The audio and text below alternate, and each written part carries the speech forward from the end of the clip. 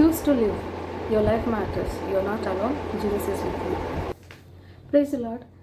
నా లైఫ్లోని ఒక ఇన్సిడెంట్ని మీతో షేర్ చేసుకోవాలనుకుంటున్నాను. ఇది నేను ఇంజనీరింగ్ అయిపోయిన టైంలో, ఇంజనీరింగ్ అయిపోయాక హైదరాబాద్కి జాబ్ సెర్చింగ్ కోసం వచ్చాము. సో జాబ్ సెర్చింగ్ కోసం వచ్చాము. ఒక 9 months అయిపోయింది. ఒక్కొక్క దగ్గర నుంచి నాకు కాల్స్ వస్తుండేవి, నాకు జాబ్ వచ్చింది. ఎప్పుడైతే ఇలా ఒక్కొక్కరి దగ్గర నుంచి కాల్స్ వస్తున్నాయో నాకు ఒక రకమైన ఫియర్ స్టార్ట్ అయ్యింది. అరే 9 months అయిపోయింది, నాకు ఇంకా జాబ్ రాలేదు. ఒక 1 year దాటిందంటే 1 year ఎందుకు వేస్ట్ అయింది అని అడుగుతారు. ఏం ఆన్సర్ చెప్పాలో తెలీదు. సో నాకు జాబ్ కావాలి. అయితే నాకు క్రౌడ్ని చూస్తే చాలా భయం వేసేది. సో నేను ఎప్పుడైనా ఇంటర్వ్యూస్కి వెళ్ళినప్పుడు గ్రూప్ డిస్కషన్స్ అని లేదా ఒక 10 మంది మధ్యలో ఇంట్రడ్యూస్ యువర్ సెల్ఫ్ అన్నప్పుడు చాలా అంటే చాలా భయం వేసి ఆ క్రౌడ్ని చూడగానే అసలు ఇంటర్వ్యూ కూడా నేను ఎప్పుడు అటెండ్ అవ్వలేదు. అలా నేను కొన్ని మంత్స్ 10 months అవుతుంది, 11 months అవుతుంది, నాకు జాబ్ రాలేదు. సో 1 year అయ్యిందంటే బయట జాబ్ రావడం కష్టమవుతుంది. ఆ టైంలో ఒకరోజు నేను ఎర్లీ మార్నింగ్ లేచి ఏడుస్తూ ప్రేయర్ చేసుకుంటూ దేవుని అడుగుతున్నా, ఇంక నేను ఇంతేనా, నాకు ఇంగ్లీష్ రాదు, ఊర్లో నేను మాట్లాడలేను, ఇంక నేను ఇంతేనా, నాకు ఇంకా జాబ్ రాదా అని నేను చాలా దుఃఖంతో ఏడుస్తూ ఉన్నప్పుడు అక్కడున్న మా అన్నయ్య, సో ఎందుకు ఏడుస్తున్నావు, సో మార్నింగ్ అలా కూర్చొని ఏడుస్తుంటే మా అన్నయ్యకి చాలా కంగారు అయిపోయింది.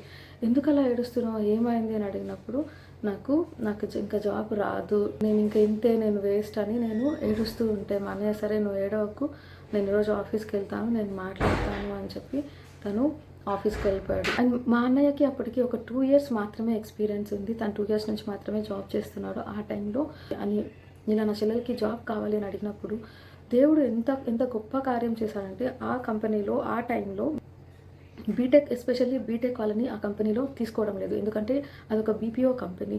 బీటెక్ వాళ్ళని తీసుకుంటే వాళ్ళకి ఏదైనా సాఫ్ట్వేర్ జాబ్స్ వస్తే వాళ్ళు వెళ్ళిపోతారు, వాళ్ళు స్టేబుల్ ఉండరు అన్న దాంతో ఆ కంపెనీలో బీటెక్ వాళ్ళని తీసుకోకూడదు అన్న ఒక రూల్ అయితే అక్కడ ఉండేది. అయితే దేవుడు ఎంత గొప్ప కార్యం చేశాడంటే మా అన్నయ్య వెళ్ళి అడగడము, అన్న మాటని ఒప్పుకోవడము, ఓకే మీ చెల్లెల్ని తీసుకురా చూద్దాం తను ఎంతవరకు మాట్లాడగలదో, మనం టెస్ట్ చేద్దాము అని చెప్పి వాళ్ళు పిలవడం, నేను ఆ కంపెనీకి వెళ్ళడం, నాకు ఆఫర్ లెటర్ రావడం, ఇవంతా 3 days టైంలో అయిపోయిందండి. సో నేను చాలా వేస్ట్, నాకు అసలు లాంగ్వేజ్ రాదు, పర్సంటేజ్ లేదు, ఏం లేదు, నా ఫ్రెండ్స్ అందరికీ జాబ్స్ వస్తున్నాయి, 1 year అయిపోయింది, నా టైం వేస్ట్ అయింది అని ఇంత బాధపడుతున్న టైంలో నేను ఎక్కడైతే ఇంకా లేదు అయిపోయింది ఇదే ఎండ్ అని నేను అనుకున్నానో దేవుడు అక్కడి నుంచి కార్యం చేయడం మొదలుపెట్టాడు. సో ఎంత ఆశ్చర్యరీతిగా ఆ కంపెనీలో నాకు జస్ట్ 3 daysలో నా చేతిలో ఆఫర్ లెటర్ ఉంది. పోనీ మా అన్నయ్య ఏదైనా చాలా పెద్ద పొజిషన్లో ఉండి నాకు ఏదైనా ఇప్పించారా అంటే లేదు, తను అప్పటికి 2 years నుంచి మాత్రమే అక్కడ జాబ్ చేస్తున్నాడు. దేవుడు ఆ కంపెనీలో నాకు జాబ్ ఇవ్వడమే కాదండి, నా చేతి పనిని దేవుడు బ్లెస్ చేశాడు. ఆ కంపెనీలో నేను తక్కువ టైంలోనే నేను Band 4 అన్న మేనేజర్ రోల్స్కి నేను ప్రమోట్ అవ్వడము, అక్కడి నుంచి అసలు ఇంగ్లీష్ చెప్పడమే మాట్లాడడమే రాని నన్ను దేవుడు యూఎస్కి ట్రావెల్ చేసే ఛాన్స్ ఇచ్చాడు. దాని తర్వాత అక్కడ నుంచి వేరే కంపెనీస్కి వెళ్ళినప్పుడు నేను ఆల్మోస్ట్ 5 times నేను యూఎస్కి ట్రావెల్ చేయడం జరిగింది. మనం ఎక్కడైతే ఇంకా ఇదే లాస్ట్ ఏమో, ఇంకా నా జీవితం ఇంతటితో ఎండ్ అయిపోతుందేమో, ఇంకా నాకు లైఫ్ లేదేమో అని అనుకుంటామో ఆ టైంలో ఒక క్షణం మనం దేవుడి దగ్గరికి వచ్చినట్లయితే అక్కడ నుంచి దేవుడు పనిని మొదలు పెడతాడు.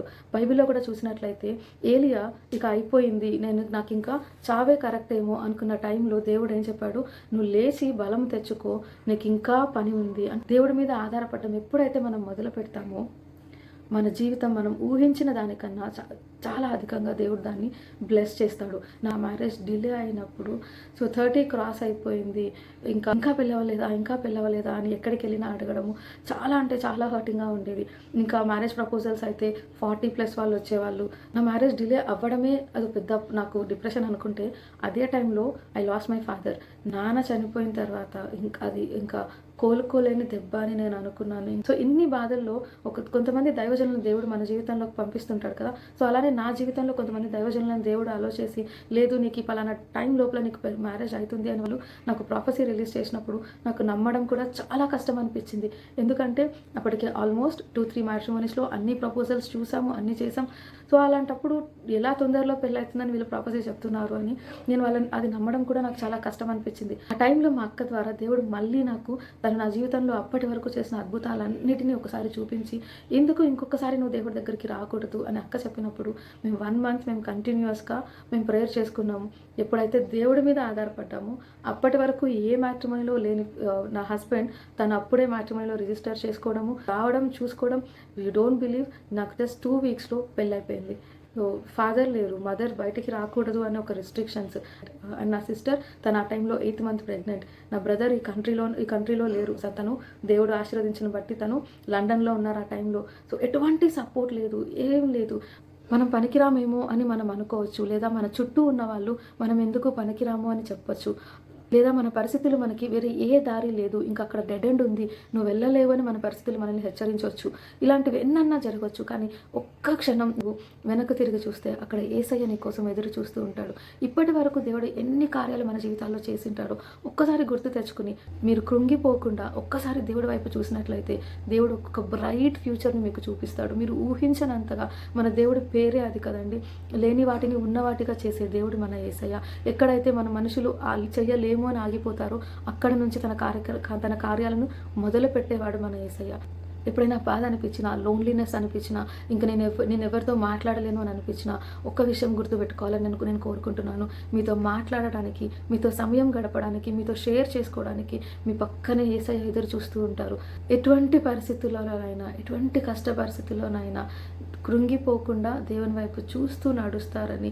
సైతాను ఎన్ని మాటలు మన చెవులో చెప్పినా ఇంకా అయిపోయింది అన్నది, ఇలాంటి మాటలు ఎన్ని మన చెవులో వినిపించినా లేదు, నా దేవుడు ఉన్నాడు, నా యేసయ్య డోర్స్ ఓపెన్ చేస్తాడు. ఒక డోర్ నువ్వు క్లోజ్ చేస్తే 7 డోర్స్ నాకు దేవుడు ఓపెన్ చేస్తాడు అని ధైర్యంగా ముందుకు వెళ్ళాలని నేను యూత్ని కోరుకుంటున్నాను. Thank you.